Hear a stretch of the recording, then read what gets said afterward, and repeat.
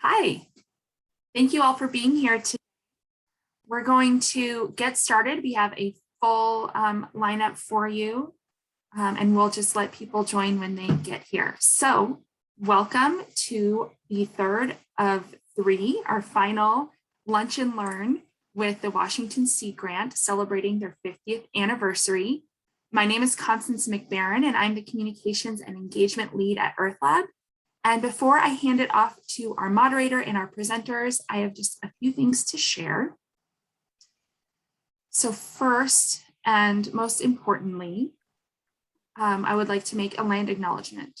So we recognize that we are in the land where numerous tribal communities have lived since time immemorial. We acknowledge the Coast Salish people of this land, the land which touches the shared waters of all tribes and bands within the Duwamish, Suquamish, Tulalip, and Muckleshoot nations. If you are not joining us from this region, we really encourage you to learn about the land that you are on at native-land.ca. We would also like to remind everyone that this event is being recorded and it will be made available on our website to reference later. And therefore, in accordance with the University of Washington privacy rules, we do ask that you keep yourself muted during the event and keep your video off. We do, however, want your questions, and we will have time available for Q&A after the presentation.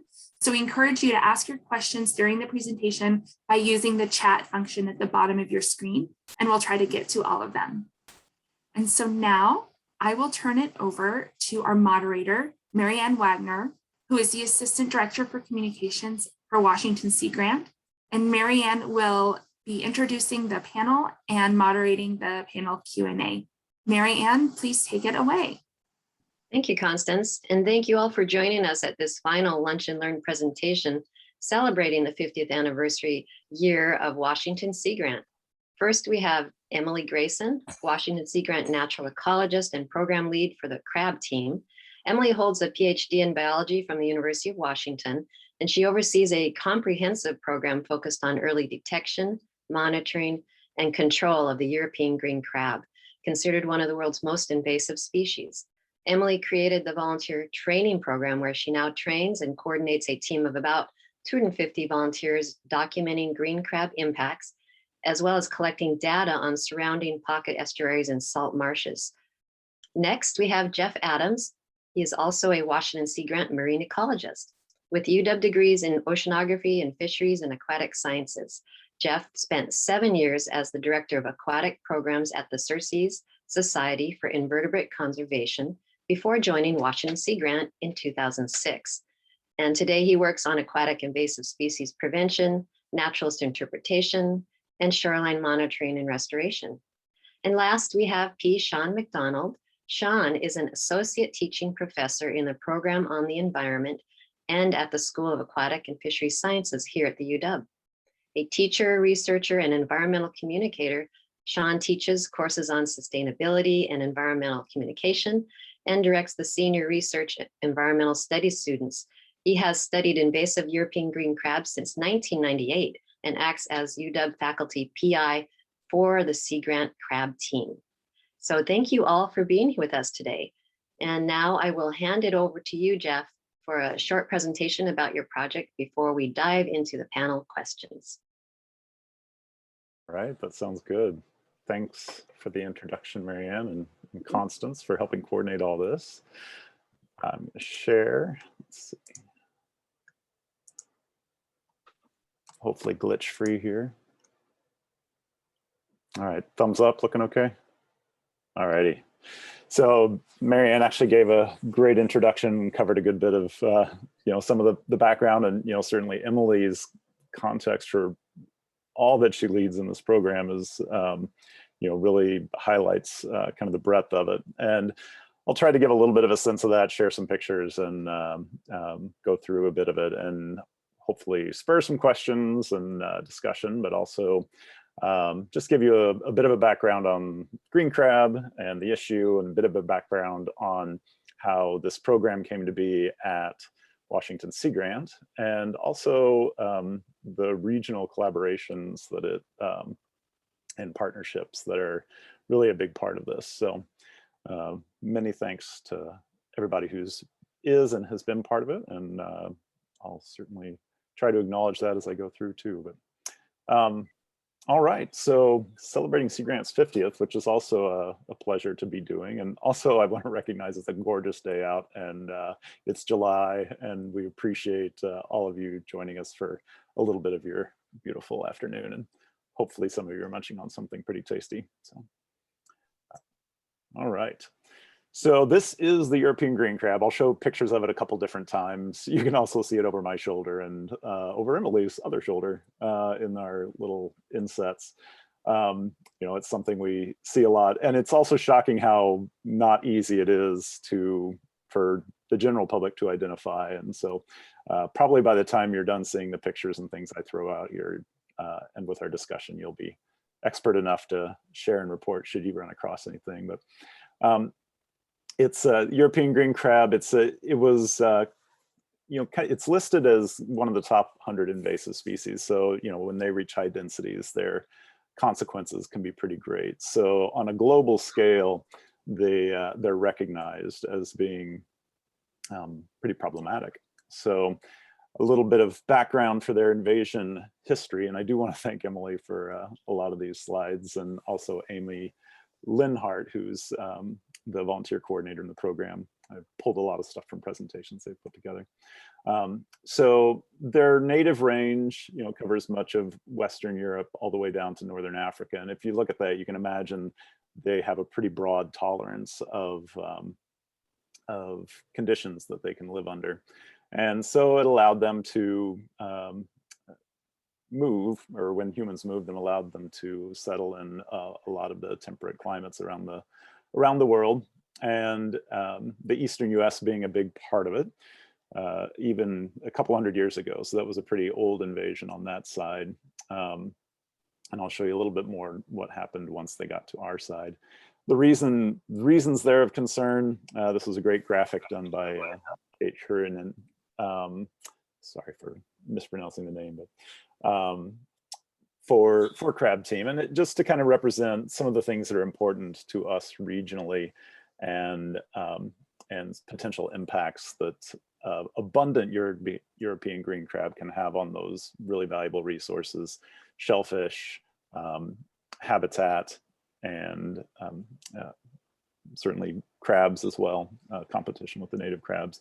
And, you know, as their impacts to shoreline habitats, which, you know, already face a variety of impacts in our region, you know, an added stressor of a really dense, omnivorous, destructive species is something we want to avoid if we can. So this is a bit of the history of the West Coast invasion. Once they were introduced from the east, the thought is in bait. You know, grab up a bunch of bait on the East Coast, throw it in a box, and throw some seaweed and stuff on top of it, and ship it over to somewhere else where it can be used and sometimes dumped. That's what kind of the dominant thought as to how they arrived on the West Coast. Once they got here, though, they're very good at reproducing, and they have a larval stage that's up in the water column for a good bit of time. And once the larvae are in the water column, they're at the mercy of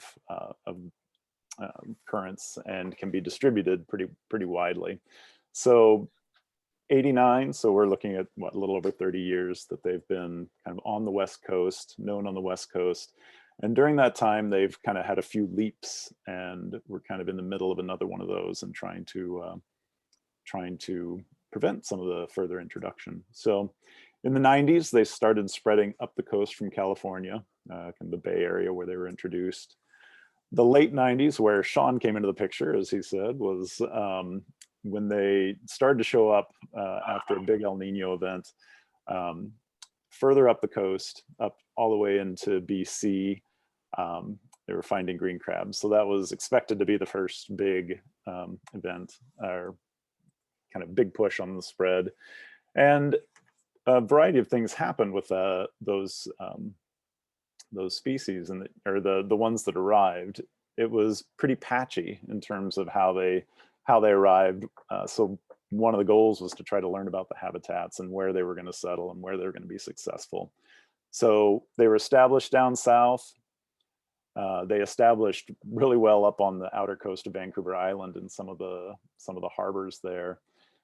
On Washington's coast, they actually would, for a decade, sort of had this boom and bust cycle. So it looked like the larvae were coming in. They were placing a bunch of individuals there that could grow, but they weren't really successfully reproducing. So, but they were largely absent in the Salish Sea, and that was where, you know, and where we continue to have some hope that we can protect all of the valuable resources here. So that a lot of that changed in 2012. So we're actually coming on 10 years here, where at least, you know, Sean and I kind of started putting our heads together on this when colleagues in Canada found them just inside the Straits of Juan de Fuca up near Victoria. And as a precursor to Crab Team, and just because we kind of cared, Sean and I met up with some undergraduates, and through capstone projects had them review the coast, the shoreline within our part of the Salish Sea, and evaluate suitable habitats, just as a exercise to see, well, where, you know, how much suitable habitat is there? Where do we think they might be the most likely to establish? And then that proved to be a useful starting point as we moved on into developing Crab Team and developing this kind of the status to where we are. So I'll show some current information as to where we are now here in a little bit. But really, that prompted some colleagues, prompted US Washington Fish and Wildlife, as well as more regional partners. Part of there's the Western Regional Panel on Aquatic Nuisance Species, has a green crab group who meets periodically on the West Coast to kind of discuss just kind of where things are. And the Pacific States Marine Fisheries Commission, as you can see, there's a lot of partners that kind of start rolling and developing here, but they along with WDFW helped secure some funding to start to explore what could be done. There was a volunteer monitoring program out of the early 90s that lasted for about a decade, and within the Salish Sea, and they didn't find anything. And the hope was to actually reestablish something like that. And bringing on in the UW, bringing in Washington Sea Grant allowed for actually a really a strengthening in many ways of the breadth of work that could be associated with that.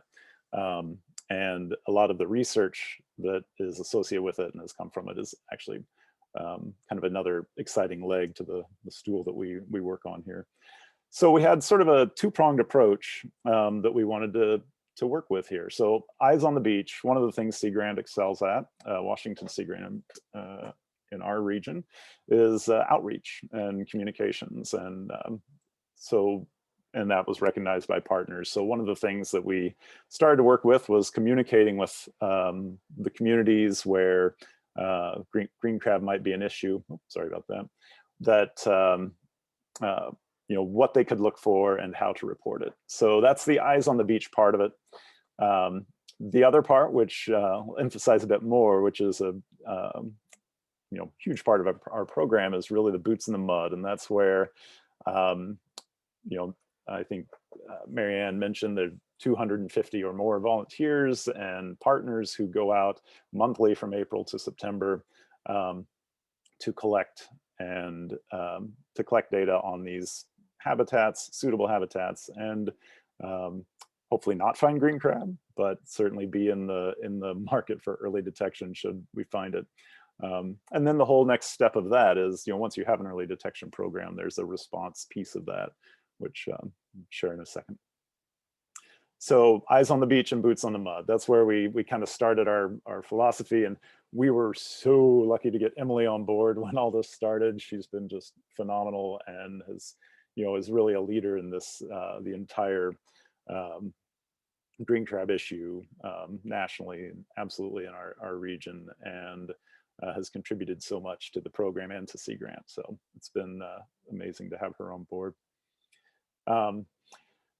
Part of the boots on the mud, we actually established sites based on that earlier work and further refining that of where we thought priority habitats would be most suitable sites for green crab. And this map shows the sites that are monitored regularly, as well as some additional sites that have been looked at for kind of assessment trapping, just to try to understand where things are. And that map is ever expanding. The protocols, we spent a long time kind of developing these, and even a year piloting them in 2015 to try to make sure we had something that would both work, be effective for early detection and for suitable for use by community members who are out doing this work and volunteering their time. So three-pronged approach. Baited traps are known to be a pretty effective way of attracting green crab if they're in the area. So we have 6 traps that we set. 2 different sizes of traps to hopefully capture 2 different potentially age classes. We also look for molts, because if the crabs aren't in that specific area, maybe we can capture some evidence that green crab are around by looking more broadly. So there's a timed molt search. The traps soak overnight, baited traps, and then we check them the next day, release the bycatch, but collect a lot of data as well. So the data sheet is robust and there's a lot of great information. Particularly we're being interested in these habitats and interested in the green crab issue and supported through a variety of sources to do that, but at the same time hoping never to collect green crab. What an opportunity to develop an amazing data set. So that has also been a big part of this focus, and in habitats that don't get a lot of monitoring. So looking at shoreline features is also a piece of the overall information that we collect. Oops. So I throw this up here again, just the smattering of images is actually a beautiful way to share how much there just is a ton of involvement from a lot of different partners, a lot of volunteers, and has been over the years. But also this connection between the community science piece of it, the community member participation and commitment to the program, but as well as the management side, and also the science piece that fits in here as well. We've had some amazing partnerships working with partners at WDFW, partners at Woods Hole, Canadian colleagues, colleagues in Oregon, California, all to try to understand this, and maximize the value of the scientific pursuits here, as well as the management of preventing green crab introductions. So a lot of really cool stuff around eDNA, around dispersal of larvae, modeling, and around just the genetics of work with our partner, Carolyn Teppel, has shed a lot of light on how this process happens and potentially helping lead to effective management. Also cool parasite stuff. There's so many opportunities to actually study this. Sometimes one of the biggest challenges, I think, to many of us is like, there's so much data that could be collected, but we have limitations. So anyway, but I would say that this program over 5 years has developed a massive amount of information. So, and a lot of great partnerships from agencies to tribes to community members and businesses as well. So this is Crab Team as it currently stands, and we've expanded over the last couple of years to include both Amy and Alex. Alex is working out on the coast. The coastal expansion has been a big part of the program. The boom and bust cycle that I mentioned earlier is not busting at the moment. We're hopeful, I guess, but the numbers have really increased on the coast recently. And so it's really amazing to have Alex there with all the support that she's getting from partners out there. Kate Lytle is down in the bottom middle on this. She is no longer the assistant director of program. She is in fact the deputy director at Sea Grant, and well deserved. But she's been kind of our leadership guidance and support through a lot of funding pursuits and that kind of thing here. And Sean bringing his expertise in from the beginning of this issue in our region has been really, really amazing. So that's our team, our emails. Feel free to reach out to any of us should you wish. So we are part of a larger ecosystem, as I mentioned. There's even a, originally crab team was established with the hope that we never find green crab in the Salish Sea, but we managed to be successful in what we were hoping. We were going to be successful anyway because we put a lot of great effort into it, but we were hoping to not be successful in finding the green crab piece of it. But it did prove that we had developed an effective approach. But we also want to recognize how many partners are involved in this. With WFW and our Canadian colleagues, we developed a regional plan for the Salish seaside.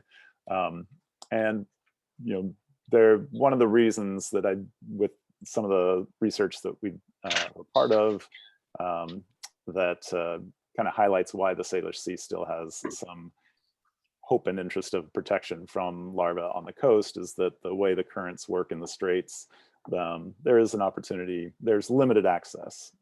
So that's where we're doing a lot of work right now to try to prevent further spread. So once we detect, there's been a tradition of responsive assessment around an area where they're detected, and then control and management led by Fish and Wildlife. This is just a quick shot of kind of where we were last year. And one of the amazing things about Crab Team and working with partners at the UW and College of the Environment was to actually get all these volunteers out on to the ground, even in April of last year, with all of the constraints that COVID brought, to get them out safely and continue to conduct this important work, because we really are at kind of the leading edge of this spread, and to have lost a really critical year would have been potentially really detrimental to the success of preventing harm, some of the harm from green crab in our region. The dots on the right actually represent where green crab have sort of settled in for the moment in our region, and where a lot of the control efforts have been placed. Dungeness Spit there at the north end of the Olympic Peninsula has had a pretty dramatic reduction in what they have been catching. That was the first site where we caught green crab. A lot of the focus now is up in the north east corner, where the numbers are pretty high, but also the effort is significant, and a lot of really great partners working together. So collecting a lot of great data, and also removing a lot of European green crab. So hopefully that will prove successful here in the coming years. These highlight a couple other places where we'll find a green crab, we'll do an assessment and not find any more. Again, it just kind of represents the fact that larvae come in, and one might, a few might do okay, but it's more the establishment of larger numbers, and particularly reproduction, that we're concerned about most. And then these are the other sites where folks are monitoring on a very regular basis. Just last thing, I told you you'd be experts in identifying green crabs. So here is one. They don't get a whole lot bigger. You're going to make a fist. That's going to be a pretty big one as far as the size of their carapace. So they aren't always green. Start with color. Sean's passionate about color, but this is kind of a typical color here. But they can be kind of orange too, and a variety of things in between. Key things to look for. So again, size of a fist, no bigger than 4 inches across. Kind of this pentagon, or I don't know what you call that shape, but a bit angular. And key things that we look for really are, this is my favorite, the 5 spines on the side. There's nothing else in our region quite like that. So from that eye to the widest point, there will be these 5 large spines, 5 large teeth, and 3 bumps between their eyes. So those are a couple of great key features, along with the shape of their carapace. So the other thing to think about is where you'll find them. So these are not necessarily, and at least we hope, not going to get to the point where they'll show up in your crab pots. Crab season just opened, what, 2 days ago? So there are a lot of people out there in the boats right now, and from the shoreline. We want them to be keeping an eye out, but the habitats that we expect them to do the best in are not necessarily where folks are going to be setting their traps. But not to say that's not possible. We've learned to be open to anything as part of this program, that's for sure. But these are the kind of the habitats that we know that are highly suitable for them. Kind of salt marshes, pocket estuaries, lagoons. But these are also really critical habitats for juvenile fish and migrating fish, salmon. So that's one of the big concerns, is that the impact on these really critical habitats. Another little shoreline here where you see the mud flat coming up to the kind of salt marsh vegetation. The thing I wanted to highlight here is you can see some kind of stuff washed up down in the shadow here. This is where you can find molts, and anybody can just kind of cruise the shoreline and just look at all the different crab molts. It's a cool way to get to know your the crabs in your area, but also you might stumble across a green crab, especially if you're on the coast. If you go to the coast, you've got a good chance of seeing them. That's my hopefully somewhat quick introduction. And there's certainly a lot more that we can share.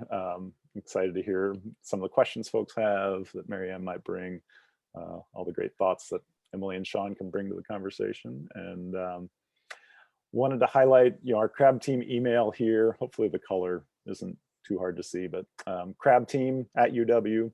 I put Emily and Amy Linhart's emails there as well. Our crab team website is an amazing one-stop shop. The teams developed that into a place that you can go to learn all sorts of things, making all of the documents for the program, all the volunteer documents available. So you can see what our data sheets look like. You can see what the protocol looks like. And you can read up on the status of where we are. And also, if you want to keep even more current, follow WA Green Crab on Facebook and Twitter. So I think maybe that's a good time I can either leave this up for a bit, or I can pull this down and we can just chat. I don't know if you have a preference, Marianne. But. Well, thank you, Jeff. And thanks for giving us background on how this program came into being and providing context for understanding that very real threat that the European green crab presents to our region.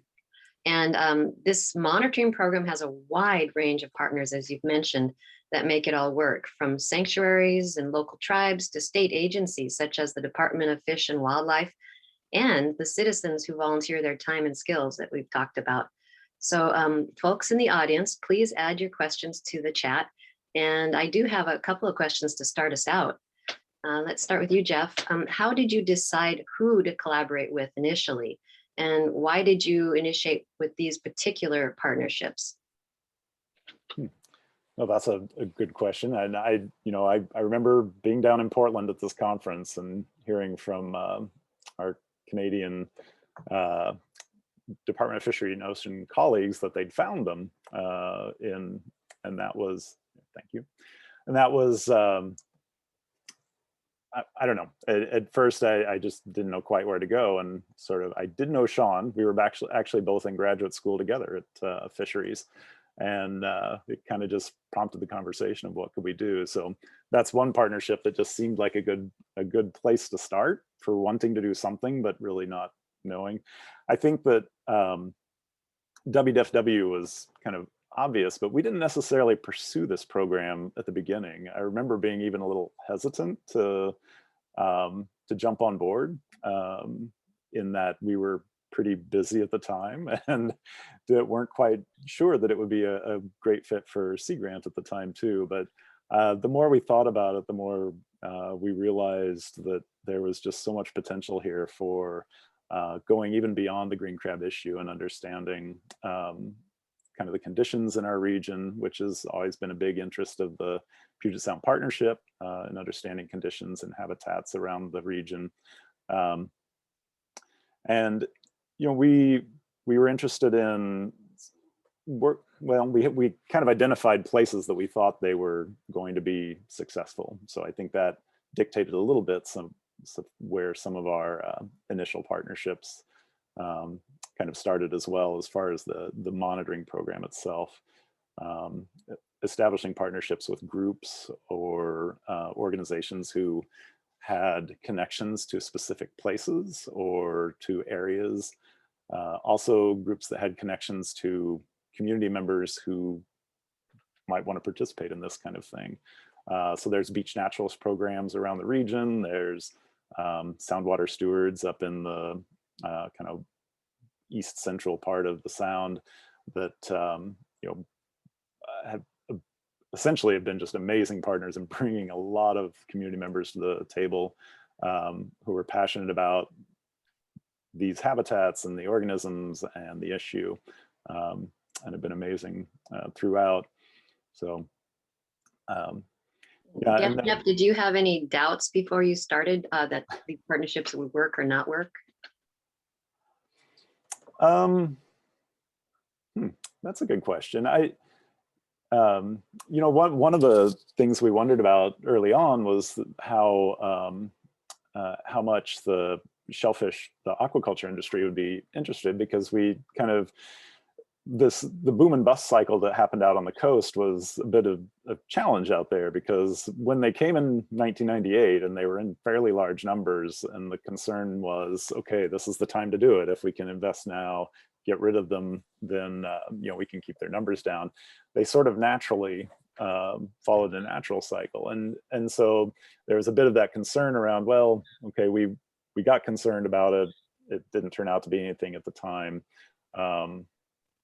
You know, so we weren't entirely sure how those partnerships would develop over this process. But honestly, the aquaculture industry has been amazing for their partnerships within the Salish Sea and outside over the last couple of years, as you know, it's kind of been recognized that the numbers are increasing and those potential risks to resources have also developed. But you know, once we dove into the program, they're really, all partnerships were on the table, and honestly, pretty much everyone we've worked with has been really supportive of the program and really contributed greatly.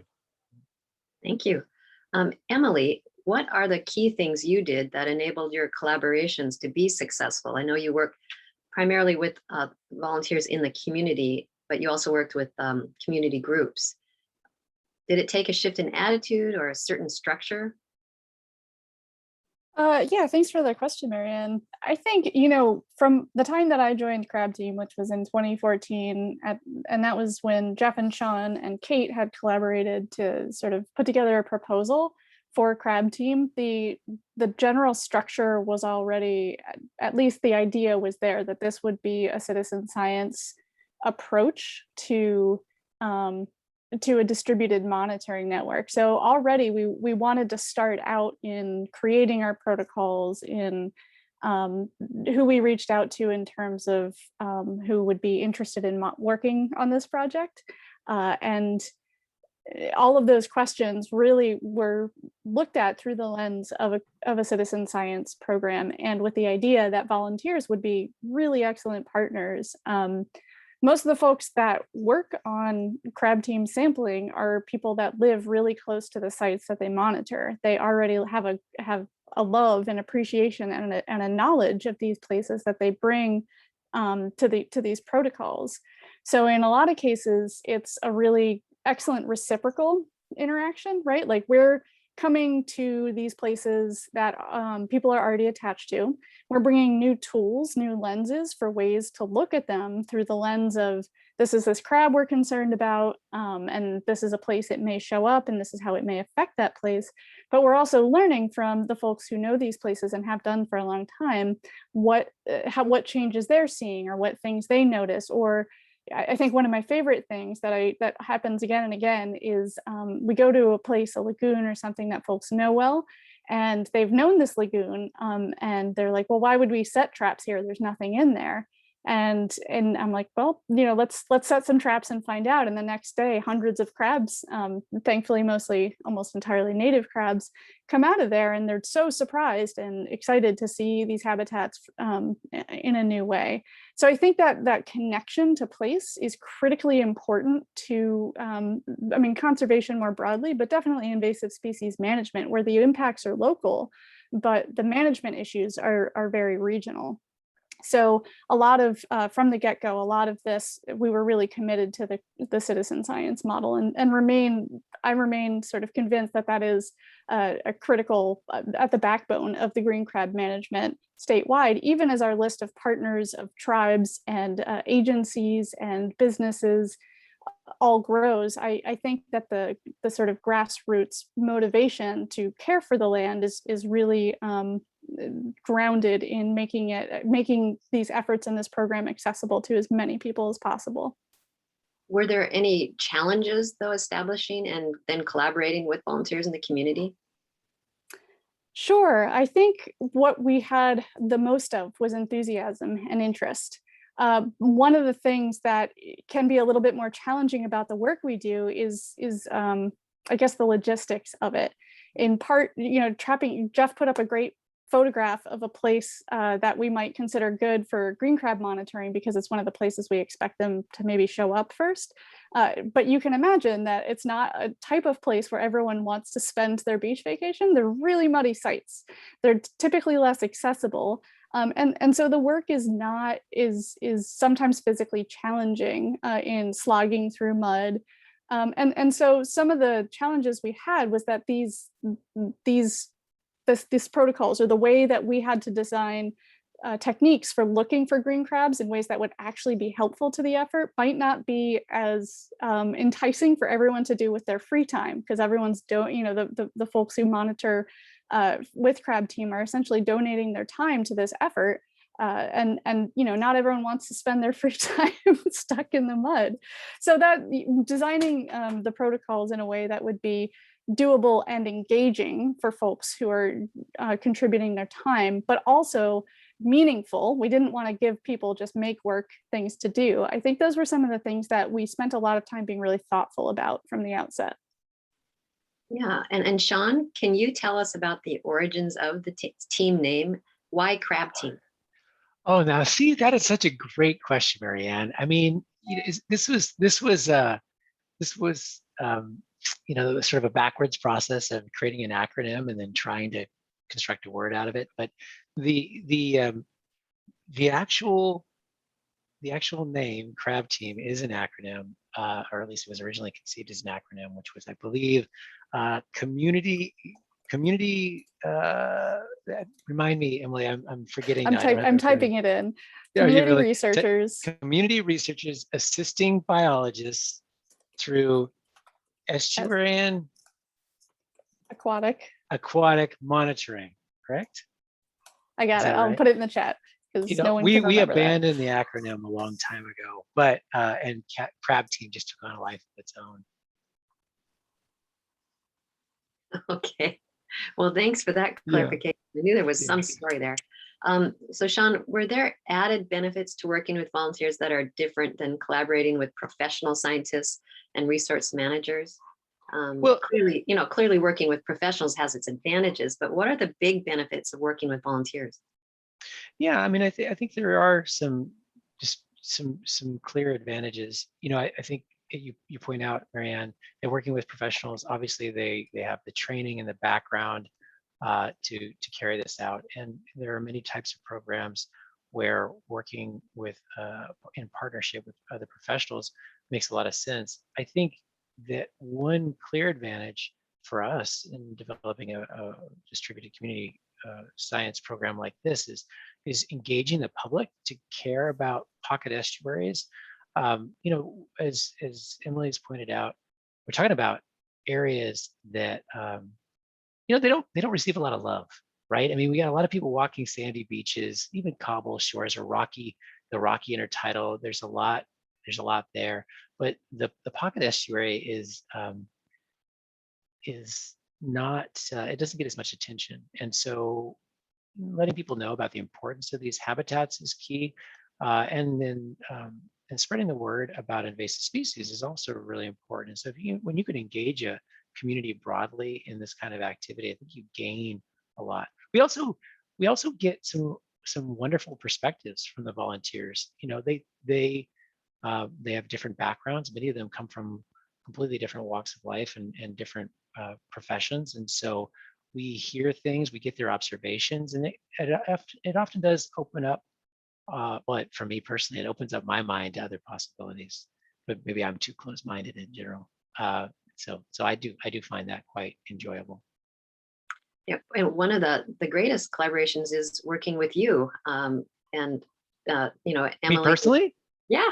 Oh, Yeah, well, I mean, for the team too. I mean, the crab team has had the benefit of, working cross unit with you, watching Sea Grant with POE and all those other connections. So that's been a really good collaboration. Any comments on that from anyone? well, I will say personally, I can say this because I'm not, I don't work for Sea Grant, but as an organization, Sea Grant is phenomenal. I've always enjoyed collaborating with Sea Grant staff, their connections to the community, to different industries and stakeholder groups is wonderful. Y'all have the infrastructure that is really ideal for this type of program. And I honestly don't think that monitoring for green crab in this way would have been successful if it didn't develop within Sea Grant. I think that's really helped it to become what it is. I certainly couldn't have done it by myself, nor would I have even tried. I mean, Jeff was, really the one pushing this thing forward from the very beginning. So I just happened to work on green crab. I'm along for the ride. Well, this question is for any of you. How have these collaborations changed how you would approach a volunteer-based monitoring program in the future? Well, I think one thing that's changed for me, so my I guess my trajectory through the program, crab team was really my first entree into like running or building a community science program. At the time I was a graduate student at the UW and was working as a student assistant at Sea Grant is how I sort of got brought onto the project. And I guess in a lot of ways, it's made me a convert for the reasons that I sort of mentioned a little while back in terms of the assets that community members bring to the project. And I think most people think about citizen science from the perspective of what some people might phrase as free data of, let's ask folks to collect data for free. And, there's two things I think a lot of citizen science anyone who's run a citizen science program knows that the data are not free. And second, I think that the contributions beyond the data are equally as not, if not more greater to the overall efforts to accomplish whatever the management issue is or the conservation issue is than the data themselves in some cases. Not to downplay by any stretch the value of the data, which I spend a lot of time looking through to QA and build and curate a really lovely large data set. But I think in a lot of ways, future citizen science projects that I may be a part of, I think that is something that I will always bring to the table is that the relationships with participants are as important as the data that go back and forth, because the exchange of knowledge and of energy and ideas is really, I think, at the core of citizen science, more so than the actual data. Has anything surprised you in this process?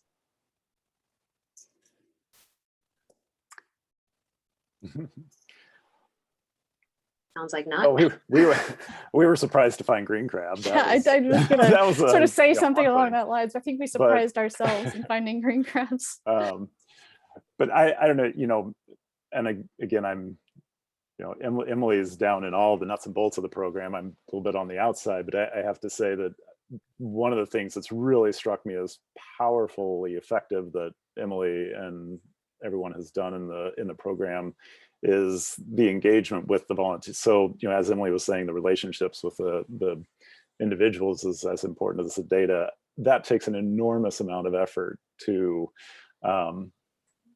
and also, you know, you remain one person, but as your program expands, that's, you know, each of those relationships is it's a lot. And I think the communications tools that have been used in this program have been phenomenal.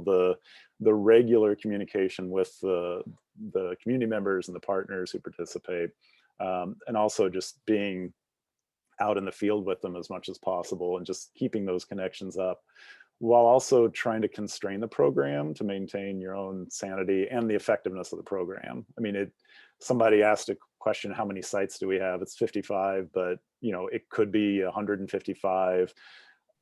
Our capacity is really about 55. You know, it's, you know, there could be some expansion there, but there is definitely a limit in terms of like, and I think that's, you know, a useful thing to kind of learn as far as the program is to not overextend yourself, because then you're sacrificing somewhere, whether it's data or kind of the relationships and that kind of thing.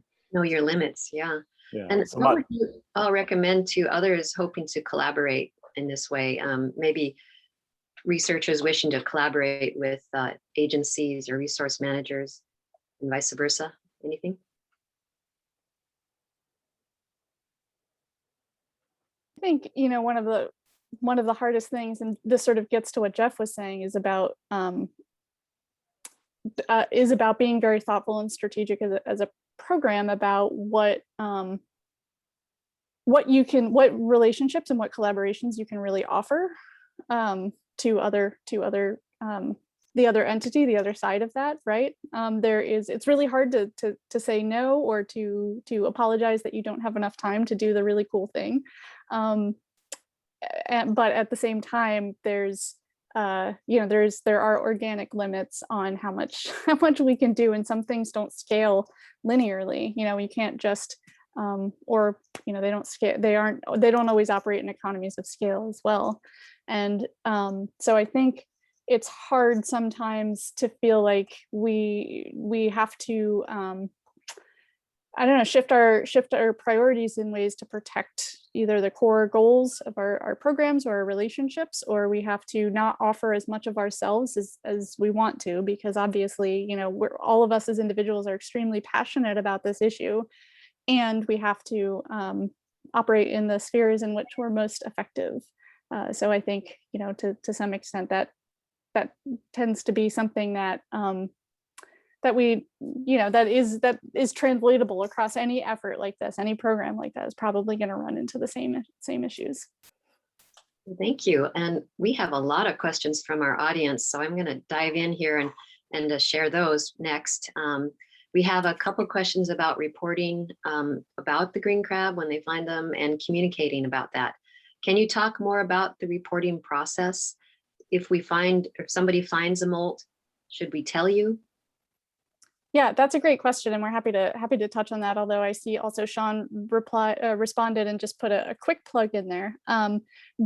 So yes, we would always love to know if you find any suspected evidence of European green crab, and in order to be able to fully evaluate any sort of report or suspected report, we absolutely need a photograph as well as specific location information. We send all of the reports where I'm on a daily, hourly basis in communication with our folks at DFW. And so, you know, a report to us is essentially the same as a report to them, and vice versa. So that's one thing. We handle reports slightly differently depending on where they occur, and whether they occur in a place we already have some idea that green crabs are present, versus if it's a totally new detection site where we've never heard of green crabs being found. And so, you know, Jeff alluded a little bit to rapid responses or rapid assessment efforts. Those are often launched following the detection of green crabs in a confirmed detection in a totally new location. But if, you know, green crabs are found in places where we have sort of suspected they were probably present in some numbers, we may not have the capacity to go out and sort of corroborate those, although because we presume that they're present in some numbers, and that information will definitely nevertheless be factored into along with all the other observation reports into what we know about the status of green crabs. So a photograph, location information, date information. It's usually helpful to have a little information about how you observed the green crab, how you encountered it. Were you just walking on the beach and you saw a molt, or were you, it's unlikely but not unheard of that you would be pulling up a crab pot. Certain types of gear are more likely than others to also incidentally bring up green crabs if you're targeting Dungeness. All that stuff is really helpful, and you can send it directly to us and we'll follow up as quickly as possible. But most importantly, if it's a live crab, don't take it anywhere. Just take photographs of it, because we want to make sure we get a correct identification before we take any action. Yes, and this is one of the most counterintuitive things, and we totally appreciate that it feels so wrong to leave a green crab, but currently they are what's called a prohibited species in the state of Washington, meaning it's illegal to possess a live one without a special permit. Folks that participate in crab team and are trained by us to ID green crabs get this permit, and then and are sort of protected. And then once folks sort of demonstrate that they do have the ID ability, this prohibition may be shifted, and especially in places where we know green crabs are abundant. But it was put in place to actually protect native crabs, because by and large, the vast majority of reports we get, particularly inland where green crabs are quite rare still, are of mistaken identities of native crabs, because it can be a little bit tricky to tell them apart. And here's another question from an audience member who wants clarification on what happens to the crab after a crab team member picks them up and collects them in the proper way. Are they killed, and how do you communicate that? And is that a problem, communicating that? Sean spent some time up close and personal with this end of the things recently. Yeah, so first thing people should know is that, although these are invasive crabs, it's not their fault. There's nothing inherently evil about the green crab, and we don't want to, demonize them in any way. We do want to remove them from our environment because of the ecological and economic harm that they can cause. So that said, we do remove them, and we do euthanize them humanely. And that's an important thing that we want to communicate to folks. We don't advocate for inhumane treatment of any animal, including invasive species, but we do euthanize them.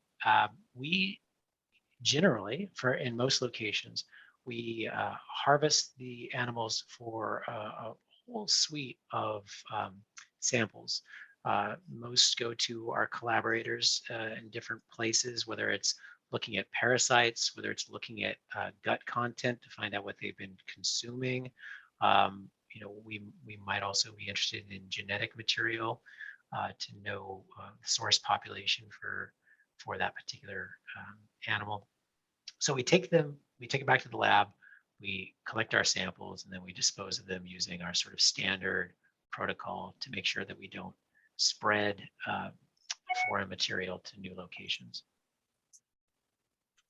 Thank you. And you mentioned earlier that they are moving up the coast and down. What causes them, as their populations, to move? Is it dredging or other man-made barriers influencing their movement currently? So currently, probably the way they're getting moved around the most is just in tides and currents. There are species that has evolved to spread using tides and currents. They've evolved to spend, weeks, months in the water column, getting washed around to new beaches. And that's something that is, it's really hard to prevent, other than just removing the adults so they don't have a chance to reproduce and release those larvae into the water column. It is also possible for humans to either accidentally or purposely move green crabs around. Jeff mentioned earlier that the way they probably got to the West Coast was in a shipment as stowaways in a shipment of either live seafood or live bait in the packing material of those shipments. So that's one way. If we currently in Washington have a pretty tight rein on how shellfish material gets for aquaculture and equipment gets moved around the state. So you can't sort of just pick up things and move them to other parts of the state. And in large part, that's to prevent the accidental movement of other species that might also be in those shipments. And that's a good thing, that can continue to reduce the spread and help buy us a little bit more time to control crabs. So largely right now, locally, once green crabs have sort of gotten into the Salish Sea, their spread is likely to be driven by these larval movement and dynamics. But it's also still important to prevent the human-mediated movement vectors. One of the reasons for that is we, A, don't want to accelerate any establishment or population growth, and B, we don't want to introduce new genetic material into the populations we've had. But there have been other cases in other invasions, or even within green crab in other parts of the world, where added genetic resources to a population can accelerate and exacerbate invasions. And so these preventative measures continue to be an important part of our management strategy as well. Mm-hmm. And I think, yeah, go ahead, Sean. Oh, I was just going to follow on that. One of the things I hear frequently from folks is, well, why now? Why are we seeing so many green crab? And we can just look to some of the large scale climate forcing that we've experienced over the last few years. Repeated large El Niños, the blob. Green crabs tend to do better in warmer water conditions. And when El Niño events are more active, we get a lot more spread north along the coast. So we get farther spread of green crab as well. So, what we really need are some very cold years. And I don't think that's anything that any of us can control in the short term. Yeah, well, I think we do have time for one last question. And we do have other questions we might not get to, and maybe we can put them in the chat and try to get answers to you. But you mentioned capacity issues. Are there any plans to expand?